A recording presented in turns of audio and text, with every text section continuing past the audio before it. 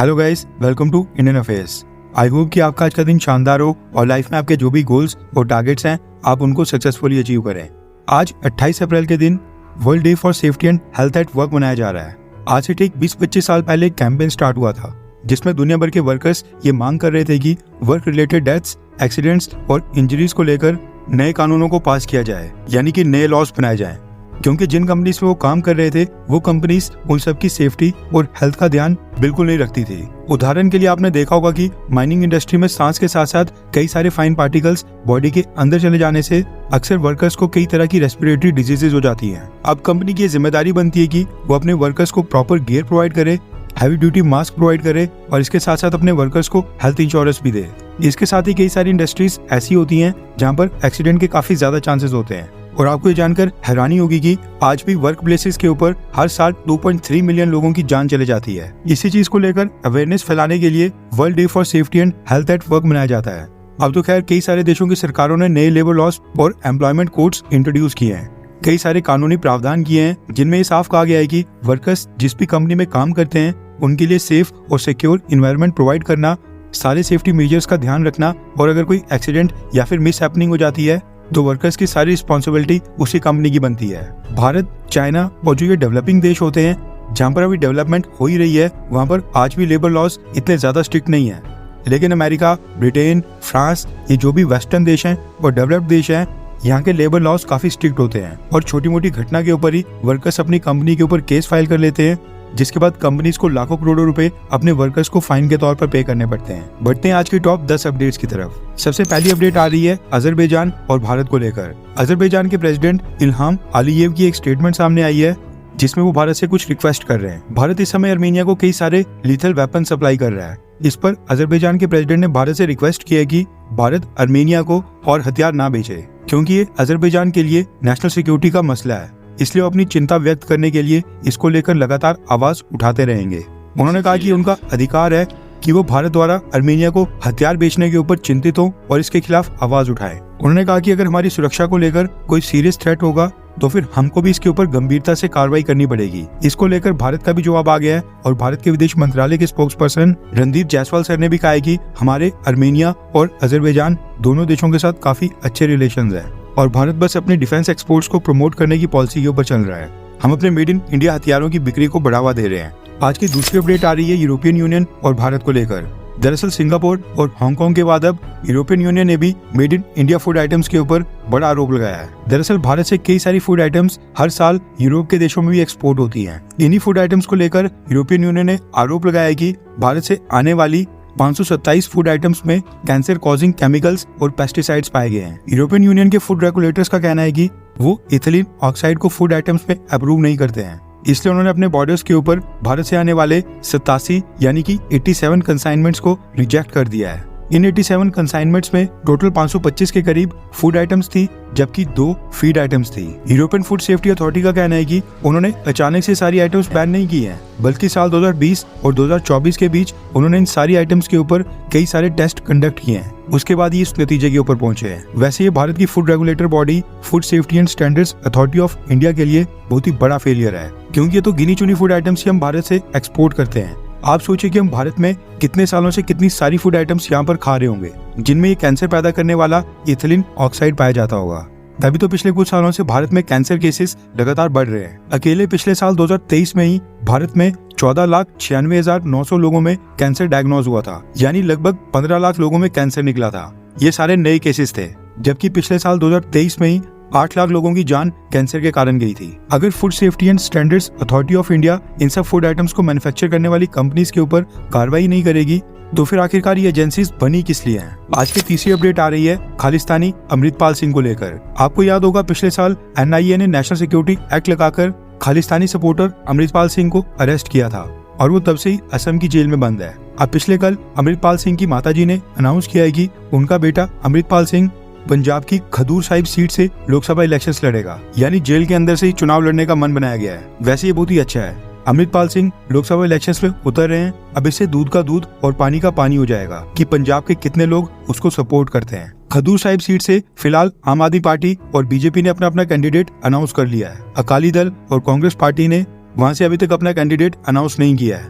लेकिन अमृतपाल सिंह की माताजी का कहना है कि उनका बेटा किसी भी पार्टी से टिकट नहीं लेगा, यानी अमृतपाल सिंह इंडिपेंडेंट होकर ये चुनाव लड़ेगा। वहीं पर पिछली बार की बात करें तो साल 2019 में इस सीट से कांग्रेस पार्टी का कैंडिडेट जीता था। आज की फोर्थ अपडेट आ रही है भारत के विदेश मंत्री डॉक्टर एस जयशंकर सर को लेकर। जयशंकर सर को आपने ज्यादातर ग्लोबल मंचों के ऊपर विदेशी पत्रकारों की क्लास लगाते हुए देखा होगा, लेकिन इस समय क्योंकि भारत में लोकसभा इलेक्शंस का सीजन है, इसलिए आजकल वो कांग्रेस पार्टी की क्लास लगा रहे हैं। इस बार नंबर लगा है जवाहरलाल नेहरू का। जयशंकर सर ने एक स्टेटमेंट दी है जिसमें उन्होंने कहा कि भारत की कई प्रॉब्लम्स नेहरू के जमाने से ही शुरू हो गई थी। उन्होंने कहा कि सरदार पटेल ने नेहरू को लेटर लिखकर कहा था कि भारत के ऊपर 2 फ्रंट वॉर का खतरा है, एक पाकिस्तान और दूसरा चाइना। लेकिन उस समय नेहरू ने सरदार पटेल को वापस लेटर लिखकर कहा कि उनको नहीं लगता है कि चाइना भारत के ऊपर कभी हमला करेगा। मगर फिर हम सबने देखा कि 1962 में चाइना ने भारत के ऊपर हमला किया था। जयशंकर सर ने आगे कहा कि आजादी के बाद भारत के अमेरिका के साथ रिश्ते काफी लंबे समय तक खराब रहे,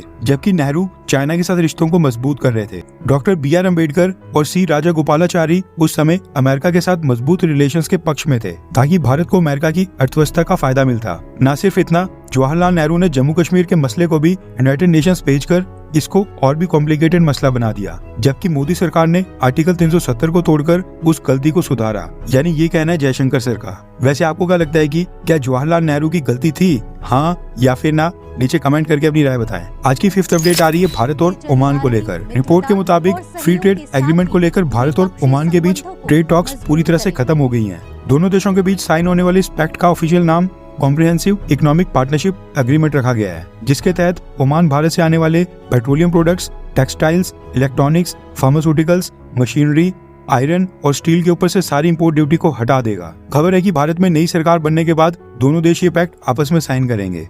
आज की सिक्स्थ अपडेट आ रही है रेड सी से। पिछले कल यमन के हूथी रेबल्स ने एक बार फिर भारत आ रहे कार्गो शिप के ऊपर मिसाइल से हमला किया है। मैप के ऊपर आप देख सकते हैं कि सुएज कनाल से बाहर निकलने के बाद शिप्स रेड सी में एंटर हो जाते हैं और यहीं पर गल्फ ऑफ एडन और रेड सी को आपस में जोड़ने वाला मंदाब स्ट्रेट है। अभी जो मंदाब स्ट्रेट का रीजन है, यहाँ पर रास्ता काफी पतला हो जाता है, जिसकी वजह से सारे शिप्स को यमन के तट के पास से ही आना पड़ता है और ये सारे कार्गो शिप्स हूथी विद्रोहियों की रेंज में आ जाते हैं, वो भी ना चाहते हुए भी। पिछले कल भी यही हुआ। रशिया से एक कार्गो शिप भारत आ रहा था जिसके ऊपर क्रूड ऑयल लोडेड था। जैसे ये शिप यमन के तट के पास मंदाब स्ट्रेट के पास पहुंचा, उससे ठीक पहले इस शिप के ऊपर 2 बैलिस्टिक मिसाइल्स आकर हिट हुई, जो कि हूथी विद्रोहियों ने फायर की थी। रिपोर्ट्स के मुताबिक हूथी विद्रोहियों ने इसकी जिम्मेदारी भी ले ली है और कहा कि ये शिप क्योंकि ब्रिटिश ओन्ड कंपनी का था, ब्रिटेन से संबंध रखता था, इसलिए उन्होंने इस शिप को निशाना बनाया है। लेकिन रिपोर्ट्स आ रही हैं कि ये शिप ब्रिटिश कंपनी ने पिछले साल नवंबर महीने में ही सेशल्स बेस्ड एक सेकंड पार्टी को ट्रांसफर कर दिया था।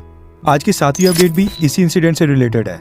जैसे यूनाइटेड किंगडम को पता चला कि हूथी विद्रोहियों ने रेड सी में एक कार्गो शिप के ऊपर बैलिस्टिक मिसाइलों से हमला किया है और अब बाकी कई सारे शिप्स के ऊपर भी अटैक हो सकता है, उसके तुरंत बाद ब्रिटिश रॉयल नेवी ने अपना HMS diamond naval worship gulf of Aden में डिप्लॉय कर दिया था। ब्रिटेन की नेवी के आने के बाद हूथी रेबल्स ने और भी कई सारी मिसाइल्स फायर की, लेकिन वो सारी बैलिस्टिक मिसाइल्स कार्गो शिप तक नहीं पहुंच पाई, क्योंकि ब्रिटिश नेवी की सी वाइपर मिसाइल सिस्टम ने उनको समय के ऊपर डिटेक्ट करके हवा में नष्ट कर दिया, वरना कोई बड़ा नुकसान हो सकता था। आज की 8th अपडेट आ रही है ईरान और भारत को लेकर। आपको याद होगा कुछ दिन पहले ईरान ने इजराइल से लिंक्ड एक कार्गो शिप को डिटेन कर दिया था, जिसके ऊपर 17 क्रू मेंबर्स भारतीय नागरिक थे। ईरान ने अब तक इन सबको रिलीज नहीं किया है, लेकिन अब इनको लेकर एक नई रिपोर्ट आ रही है जिसमें बताया जा रहा है कि ईरान ने इन सब भारतीयों को अरेस्ट भी नहीं किया है। ये सारे भारतीय लोग और बाकी के क्रू मेंबर्स अभी भी उसी शिप के ऊपर हैं जिस शिप के ऊपर इनको ईरान के तट के पास लाया गया था, और ये अभी भी शिप के अंदर ही रह रहे हैं। खबर है कि ये शिप ईरान के तट के पास पोर्ट के ऊपर पार्क हुआ है और यहीं पर भारतीय एम्बेसी के अधिकारियों ने इनके साथ मिलकर इनका हालचाल पूछा।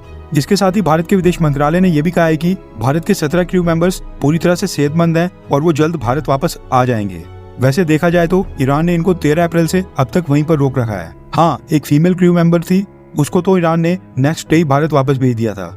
अब तो खैर पूरे 15 दिन हो गए। आई होप कि ईरान भारत के क्रू मेंबर्स को रिलीज कर दे। आज की 9th अपडेट आ रही है चाइना और अमेरिका को लेकर। इन दिनों अमेरिका का भी हाल पाकिस्तान जैसा हो गया है। अमेरिका को भी इंटरनेशनल बेइज्जती का सामना करना पड़ रहा है, वो भी चाइना के हाथों। दरअसल अमेरिका के secretary of state Antony Blinken China के दौरे के ऊपर गए थे।